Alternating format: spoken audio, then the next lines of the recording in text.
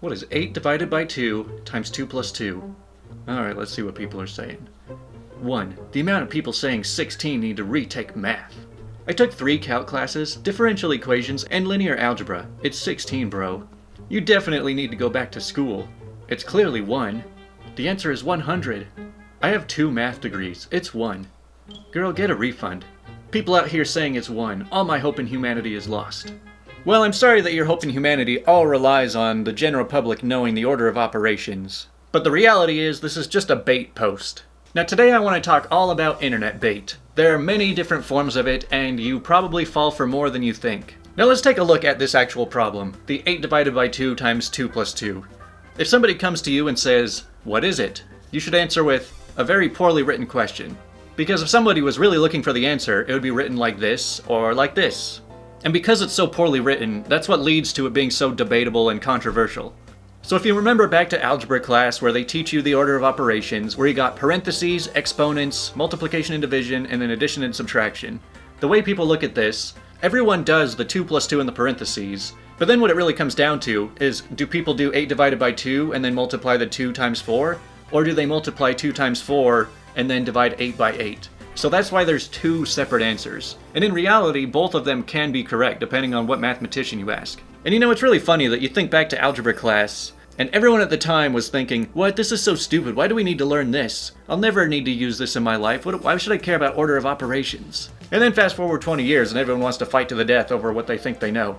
And I've really tried to pinpoint what makes stuff like this grab so many people's attention. You've probably seen this in various different forms. There's a lot of different basic math problems that all go by the same idea, where it's just a poorly written question and the order of operations just gets kind of messed up. And I think it really comes down to when people think they know something, they feel very compelled to let you know that they know it. So something you should definitely do whenever you see any kind of post or article or whatever you see around the internet is take a step back and think about what is the motivation for the person that's putting this out there.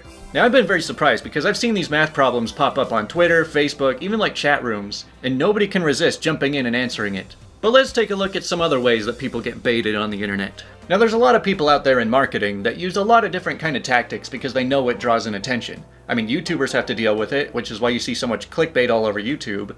And then you have news media, which make up completely ridiculous headlines, whether it's true or not. And I would say the media is kind of an expert at baiting people. Something that's become really common around the internet these days is rage bait. Because for whatever reason, people just love being upset and angry at things all the time. They hear that some celebrity said some offensive thing 10 years ago, and then all of a sudden it's like, oh man, I have to be angry at this person. We need to shun them. We need to exile them. We need to cast them out of society. What? There's people going outside and breaking quarantine? They should be shot for putting people in danger. Now let's just take a look at one article. A tiger at the Bronx Zoo tests positive for the virus. Now, a rational, reasonable person will take a look at that. Maybe they'll read the article and they'll be like, oh, well, that's unfortunate, but it looks like he's going to be okay. It doesn't seem to really affect animals much. But as we've seen before, most people are not so rational and reasonable. And they'll go off finding some reason to be outraged. Who can I be mad at this for? Zoos are evil.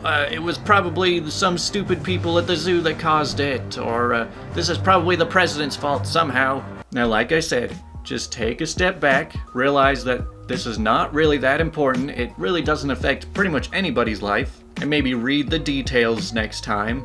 Like, oh, here we go again. Wait, there was a cop that just shot a man for standing there? Oh yeah, let's just ignore the part where the guy was swinging a knife at him. I mean, you'll see this stuff on both sides. The media will do anything to get as many clicks as possible while also trying to push an agenda. They share some catchy headline to get people to share it around, even though the actual truth is nothing like what they're talking about, but it's confirmation bias, so they've got to share it, they've got to find a reason to be outraged. Alright, now we've been over a few ways that people can get baited around the internet, so I'm going to give you a test. I'm about to say something, and it might just freak you out, it might cause you to go crazy, but I want you to refrain from clicking on that comment button.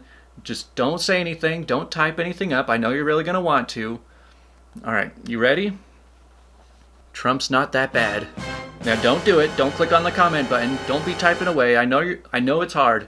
I know you just want to rip me apart, you want to hit that dislike button, you want to hit comment, you want to tell me how wrong I am, but I'll just tell you right now, it's not going to do anything. It's not going to do you any good, it's not going to do anything to me. Just calm down, take a step back, realize that most of the internet you can just pass right by.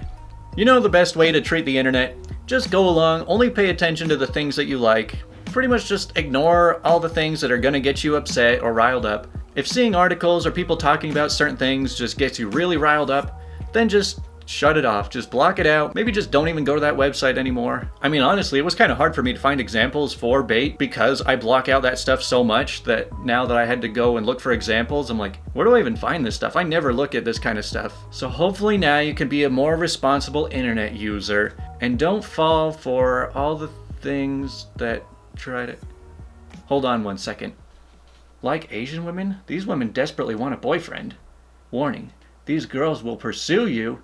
Wow, they really have hot singles in my area? Wow, I should join now. Maybe I'll find a single Asian woman. You know, this is one of the oldest pieces of bait on the internet, and it's become such a meme at this point that I don't even know who would still fall for it. But I really have to wonder, like without actually clicking on it because I don't want to get a virus or put in my credit card info, who exactly is behind this ad? Because, you know, typically if somebody's putting out an advertisement, they're trying to sell you something, you know.